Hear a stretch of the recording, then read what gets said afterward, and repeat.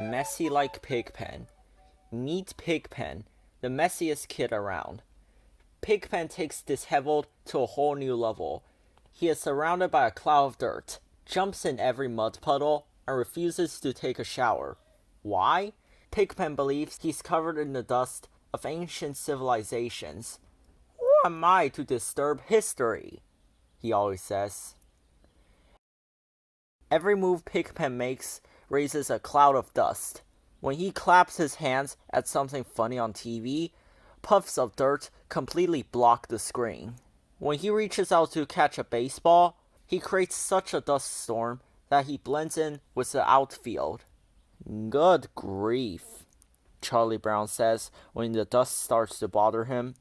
Does messiness run in your family, Pigpen? Or is your environment to blame? It must be my environment. I'm covered with it, Pigpen says.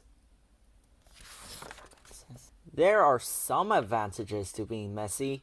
According to Snoopy, if you put 4 walls around Pigpen, you will have an instant sandbox. And when it's hot outside, the layers of dust on Pigpen's skin keeps him nice and cool.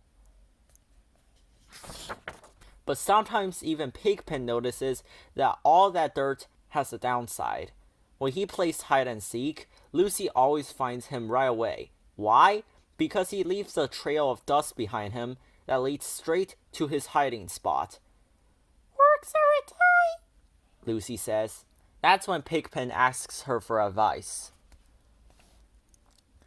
You're covered in dirt and dust, Pigpen, Lucy tells him. You don't need a psychiatrist. You need an archaeologist. Try to stay clean for an hour every day. It's good advice, but when you're a dust magnet like Pigpen, it's not easy to follow. Pigpen does occasionally try to be clean. He combs his hair when there are so many leaves stuck in it that he has to use a rake.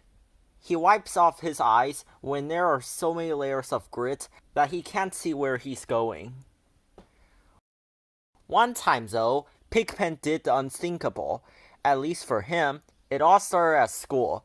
Violet's friend Patty had just asked Pigpen why he didn't at least tie his shoelaces. What do you want me to be? Inconsistent? He replied. He had a point, but that's when the teacher announced that there was going to be a big dance at school. Pigpen was so excited that he decided to do the one thing he disliked the most. I think it's time to take a bath, he thought to himself. Pigpen scrubbed and scrubbed at the dirt with a washcloth, but it didn't work. I think it's finally happened, Mom, he yelled. I've reached the point of no return.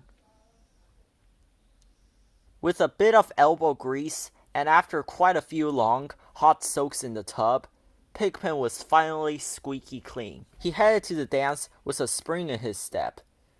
He was already leaving when Charlie Brown arrived and almost walked right by him. Who's the new kid? Charlie Brown wondered. Then Charlie Brown realized the new kid was his old friend Pigpen and gasped. Good grief, Pigpen! Is that you? I barely recognized you, he said. Neither did anyone else, Pigpen told him sadly. They wouldn't let me in.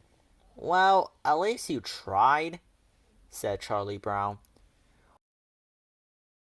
While they were talking, Pigpen got more and more disheveled.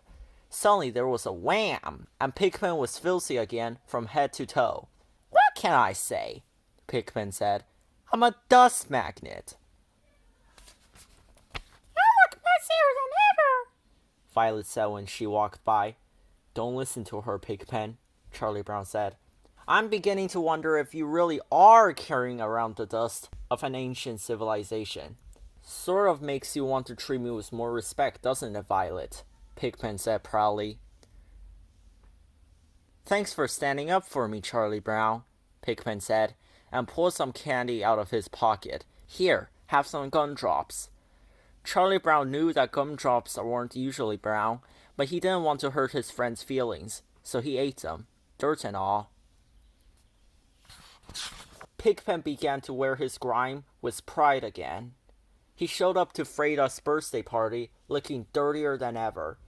Charlie Brown was surprised. Aren't you worried you'll be turned away? Pigpen shook his head.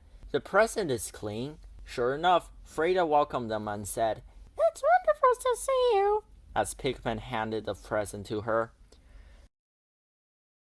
Charlie Brown raised his eyebrows. Maybe the world needs messy people, Pigpen told Charlie Brown. Otherwise the neat people would take over. Pigpen might be right. After all, if everything were clean and organized all the time, things might be a little too perfect. When you carry a cloud of dirt wherever you go, you always bring something interesting with you.